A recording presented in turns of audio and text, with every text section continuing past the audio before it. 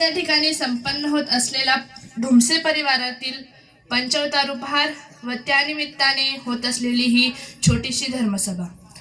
आजच्या या धर्मसभेचे अध्यक्ष परमपूजनीय परम आदरणीय श्री दादाजी, त्याचप्रमाणे आता ज्यांच्या हस्ते दीप प्रज्वलन संपन्न झालं असे भोकनी निवासी येथील बाबाजी, आजच्या कार्यक्रमाचे प्रमुख वक्ते परमपूजनीय परम आदरणीय बाबाजी, त्याचप्रमाणे परमपूजनीय परम आदरणीय दादाजी आणि मम गुरुवर्य या सर्वांना माझा दंडवत प्रणाम व आपण सर्व बंधू भगिनी बालगोपाल. आज मी ज्या विषयावर बोलणार आहे तो विषय एकदम थोडा आहे. मी तो तुम्हाला सांगण्याचा प्रयत्न करते आणि तो तुम्ही समजून घ्याल अशी अपेक्षा करते. सुभाषितकारांनी म्हटलंय, हस्तस्य भूषणम दानम सत्य कंठस्थ भूषणम श्रोतस्य भूषणम शास्त्र भूषणे किम प्रयोजनम. आपला आजचा असणारा मुद्दा म्हणजे दान. हाताचं भूषण हे दान देणे आहे. कंठ म्हणजे गळा, गळ्याचं भूषण हे सत्य बोलणे आहे आणि कानाचं भूषण हे शास्त्र ऐकणे आहे. भूषणे किम प्रयोजनम. एवढे सर्व आंतरिक भूषण असताना, एवढे सर्व आंतरिक सौंदर्य असताना बाह्य सौंदर्याची गरजच नाही.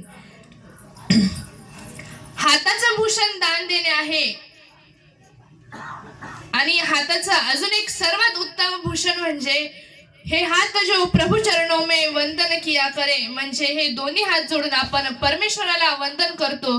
हे देखील एक सर्वात म्हणजे आपण त्याची हे सुद्धा करू शकत नाही. एवढं उत्तम हाताचं भूषण म्हणजे देवाला वंदन करणे आणि दान करणे. दान तुम्ही कोणतंही करा, अन्नदान, द्रव्यदान, वस्त्रदान, कोणतंही करा. जगन्नाथ स्वामी म्हणतात, अन्नदान ते उत्तम. स्वामींनी अन्नदान श्रेष्ठ सांगितलेलं आहे. का तर अन्नात भवन्ति भूतानि पर्जन्यात् अन्न संभव, यज्ञात भवति पर्जन्यो यज्ञ कर्म समुद्भवम. अन्नामुळे मानवाची प्राण्याची निर्मिती होते, अन्नामुळे मानवाचे पोषण होते. त्यामुळे अन्नदान हे उत्तम सांगितलेलं आहे. मग अन्नदान उत्तम तर अन्नदानच करावं का? नाही, बाकीचेही दान आहेत ते देखील आपण करायला हवे. तुम्ही दान कोणतंही करा, पण करा. कोणत्या हातांना फक्त दानाची नाही तर फक्त घेण्याची सवय असते. जेवढे येईल तेवढे येऊ द्या द्यायची तर सवय नसते, फक्त घेण्याची सवय असते. एका कवींनी म्हटलंय, देणाऱ्याने देत जावे, घेणाऱ्याने घेत जावे, घेणाऱ्याने घेता घेता देणाऱ्याचे हात घ्यावे. देणारा देतो, देणाऱ्याने देत जायचंय. घेणारा घेतो, घेणाऱ्याने घेत जायचंय. मग जो घेतो त्याने घेता घेता फक्त त्याचं तो ज्या हातातून दान देतोय तेच घ्यायचं का? तर नाही. देणारा जो देतोय त्याच्या हातातला देण्याचा दातृत्व भाव देखील तुम्ही तो घ्यायला हवा. तो देतोय तसा तो भाव आहे, त्याची ती प्रवृत्ती देण्याची प्रवृत्ती आहे. मग आपण पण आपली प्रवृत्ती घेण्याची ठेवावी का? नाही, आपण सुद्धा आपली प्रवृत्ती ही कोणाला तरी काहीतरी देण्याची ठेवावी. यावर एक छोटीशी गोष्ट. एक ब्राह्मण महाशय होते. ते सकाळी सकाळी स्नानाला गेले. सकाळी नदीवर स्नानाला गेले. नदीला पाणी बऱ्यापैकी काठापर्यंत होतं. ब्राह्मण महाशय गेले, नदीच्या काठावर बसले आणि त्यांच्याकडे असलेल्या तांब्याने पाणी घ्यायचे, अंगावर टाकायचे, पाणी घ्यायचे, अंगावर टाकायचे. याप्रमाणे त्यांचं स्नान चालू होतं. काही वेळानंतर त्यांचं स्नान संपलं आणि ते उठायला गेले. आपल्या सर्वांना माहीतच आहे, ज्या ज्या ठिकाणी पाणी असते त्या त्या ठिकाणी शेवाळ होतो, तिथली जागा सटकाळी होते. त्याचप्रमाणे तो नदीचा काठ देखील सटकाळा झालेला होता शेवाळामुळे. त्या शेवाळावरून त्यांचा पाय सरकला आणि ते पाण्यात पडले. पाण्यात पडताच ते मोठमोठ्याने आरडाओरडा करायला लागले, वाचवा वाचवा, धावा धावा. त्याच काठावर काही अंतरावर एक धोबी कपडे धुत होता. त्याने तो आवाज ऐकला.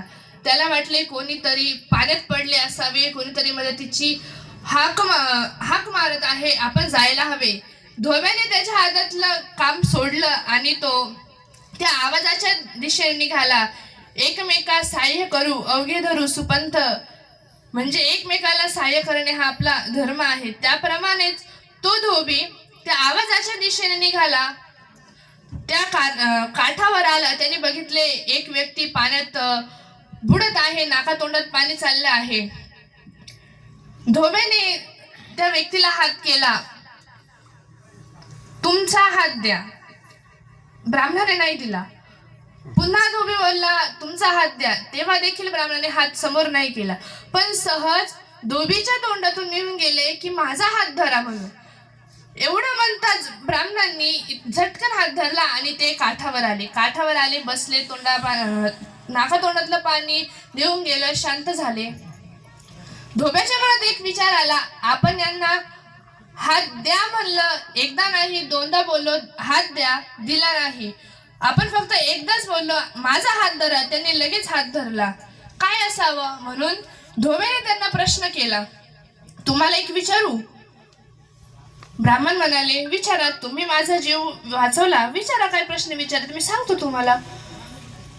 धोबी बोलला, मी तुम्हाला तुमचा हात द्या, हात द्या 2 वेळा बोललो, तुम्ही हात दिला नाही. माझा हात धरा म्हणलं, तुम्ही पटकन हात धरला.